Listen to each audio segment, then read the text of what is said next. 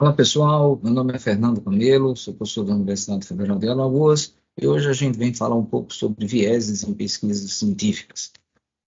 Bem, o que é viés? Viés é haver tendência, é ser tendencioso.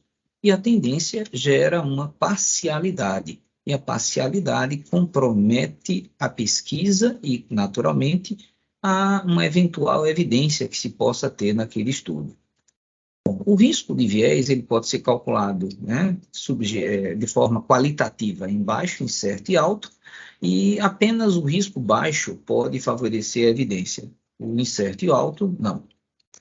Bom, estudos que avaliaram qualidade e viés de pesquisas, a gente pode começar aqui pelo Alejandro Haddad, em 1996, quando ele avaliou, né, a importância do cegamento das pessoas, dos pesquisadores que avaliam e da amostra que é avaliada.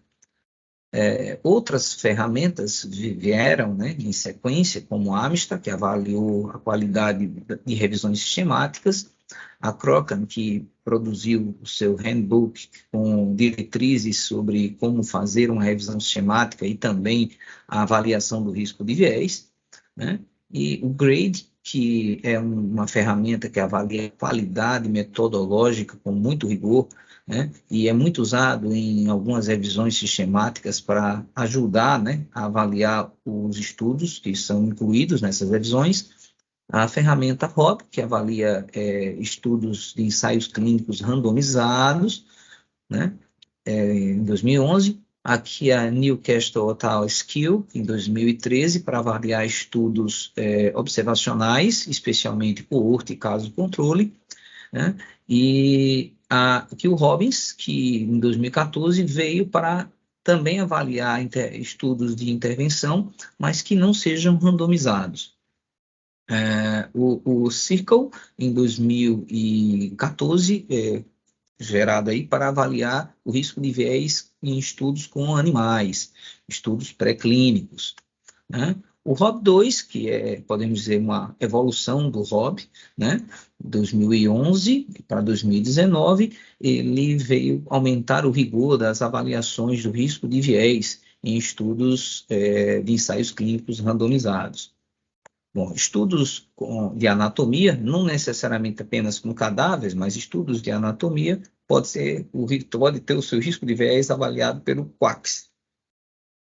O Robbins, né, que avalia o risco de viés em estudos de revisão sistemática, inclusive analisando a questão da meta-análise também, né? E o QUADAS, que tem outros antes desse, né, QUADAS-C, que avalia os estudos com fins de avaliar diagnóstico, né, métodos de diagnóstico, especialmente a acurácia. Bom, existem vários tipos de viés e como avaliar cada um deles. A gente não vai falar de uma ferramenta especificamente, vamos dar uma abordagem geral. No viés de seleção, podemos fazer uma pergunta enquanto lemos os artigos. Em um ensaio clínico controlado, a sequência da alocação da amostra foi randomizada, né? A colocação da amostra dentro dos grupos foi randomizada, por exemplo, como? Com sorteio. Algum problema até o fechamento dos grupos, do início até teve relato de algum problema que foi colocado, né? Ou não houve problemas, né? Dizer que não houve também é importante. Para um estudo de coorte, houve o relato que o evento não estava presente na amostra antes da seleção, porque precisa que os eventos aconteçam durante a avaliação, mas jamais chegar já com o evento, né? Porque é um estudo que avalia incidência e não pode ser, então, prevalente dentro de um estudo de coorte. A amostra foi calculada, o tamanho da amostra foi calculada e os dados foram fornecidos, isso está no artigo, né? A gente sabe que aquela amostra está no tamanho certo ou a gente não tem como saber isso? Um viés.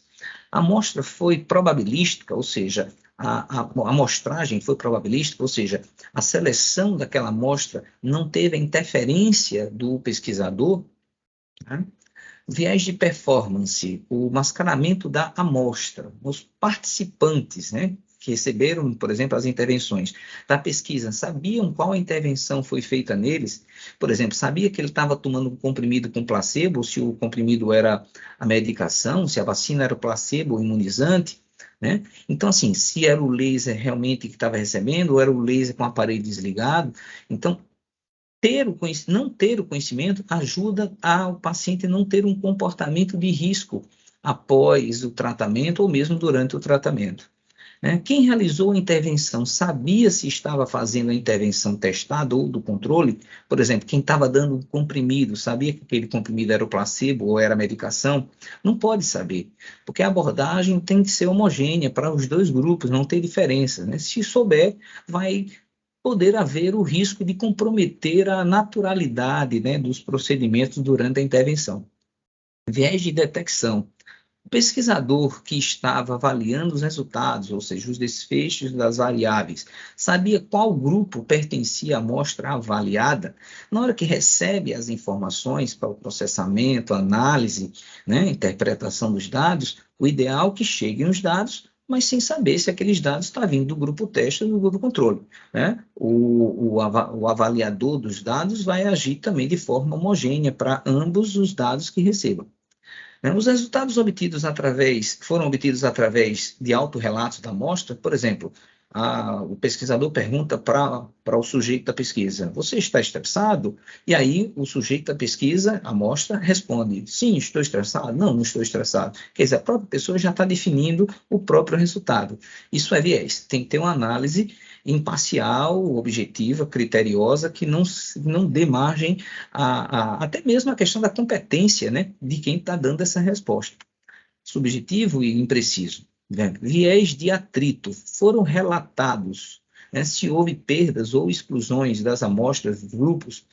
Ou seja, durante a pesquisa pode haver perdas, ou seja, uma pessoa morre ou uma pessoa não pode continuar na pesquisa e sai por vontade própria, né?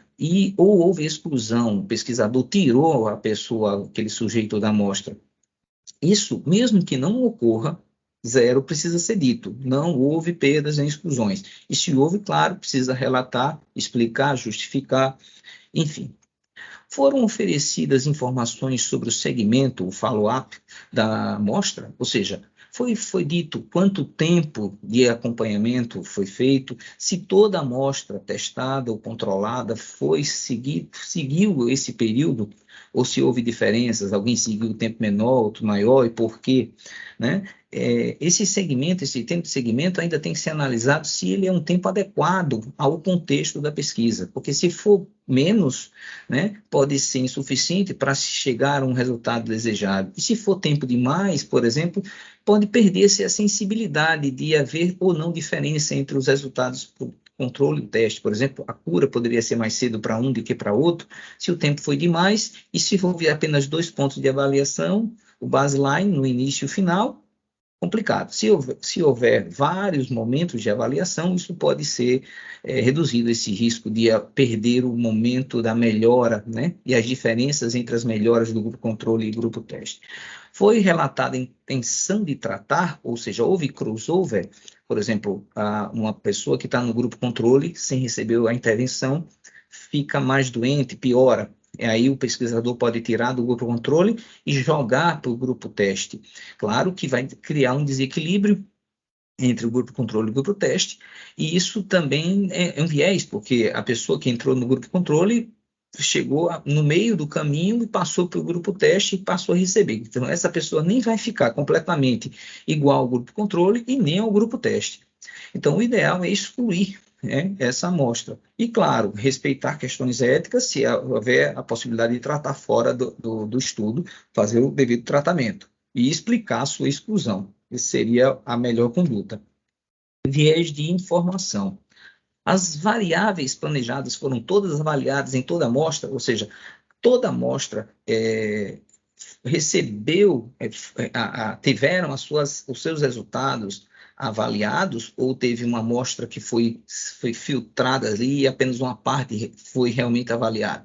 Isso pode prejudicar o resultado ou subestimar ou superestimar o resultado. Tem que deixar claro que toda amostra teve seus dados coletados, analisados e processados estatisticamente, ou colocando isso textualmente, ou colocando uma tabela, dizendo como cada uma da amostra foi devidamente avaliado e teve seu resultado. Em anexos, suplementos, isso tudo pode ser um meio para contemplar essa informação. Foi explicado a forma de coleta e processamento dos dados, né? Precisa saber como foi feita essa coleta e como foi processado. E isso precisa estar em contexto com o que está sendo analisado, né? Porque por exemplo, fazer uma radiografia, quando a radiografia não é o suficiente para chegar a um resultado e a ressonância seria o melhor, então o método de coleta de informações, a imagem radiográfica, não é adequado, né? Então, por exemplo, né? São vários exemplos que podem se encaixar aí.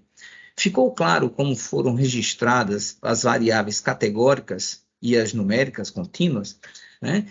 As categóricas foi explicado as suas classificações, né?